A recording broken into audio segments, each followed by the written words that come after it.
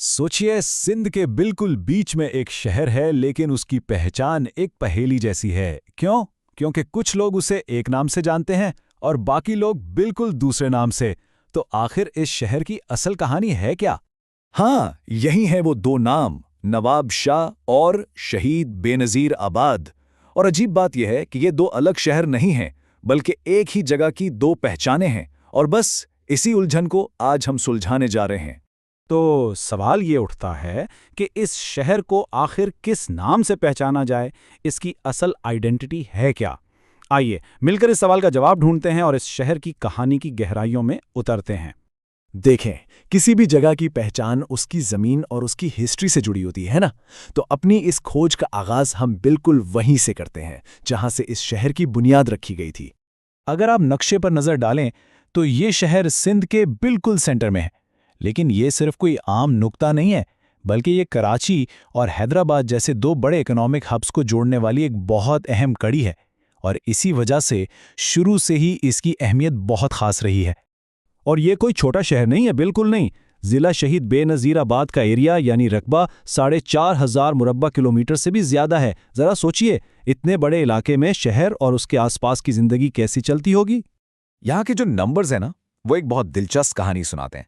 शहर के अंदर तो 3 से 4 लाख लोग रहते हैं, लेकिन पूरा जिला, पूरा डिस्ट्रिक्ट 16 लाख से भी ज्यादा लोगों का घर है। इसका मतलब क्या हुआ? मतलब ये कि ये शहर अपने आसपास के देहातों और कस्बों के लिए एक धड़कते हुए दिल की तरह है, जहां से पूरे इलाके का सिस्टम चलता है।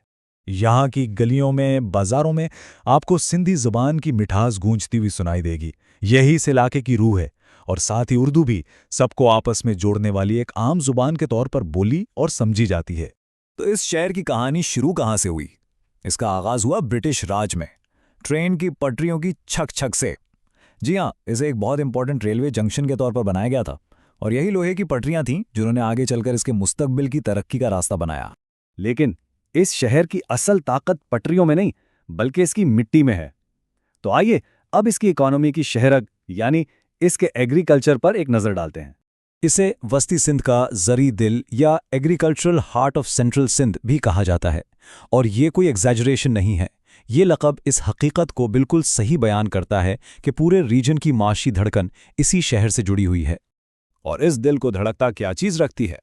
3 अहम फसलें, कपास यानी कॉटन, गंदम यानी वीट और गन्ना यानी शुगर केन।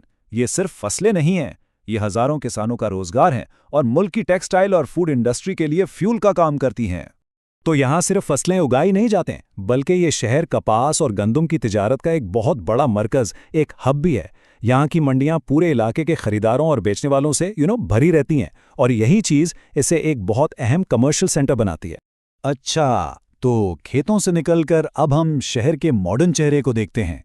वो चेहरा जहां सियासत और तालीम ने, पॉलिटिक्स और एजुकेशन ने इसकी पहचान को हमेशा के लिए बदल कर रख दिया है।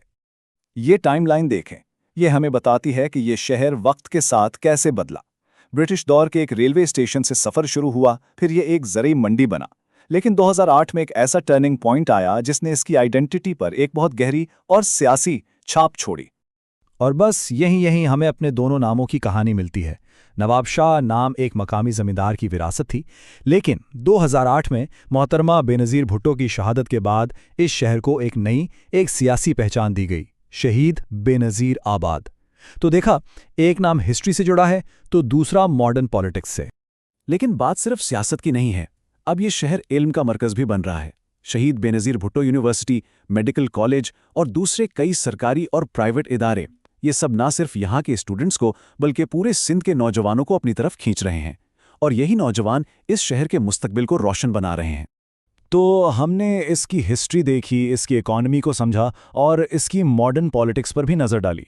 अब इन सब धागों को आपस में जोड़कर देखते हैं कि इस शहर की असल रूह, इसका कल्चर, वो कैसा है। ये शहर सिर्फ ईंट और गारे का मजमुआ नहीं, बिल्कुल नहीं। ये सिंधी सकाफत यानी सिंधी कल्चर का एक धड़कता हुआ मरकज है।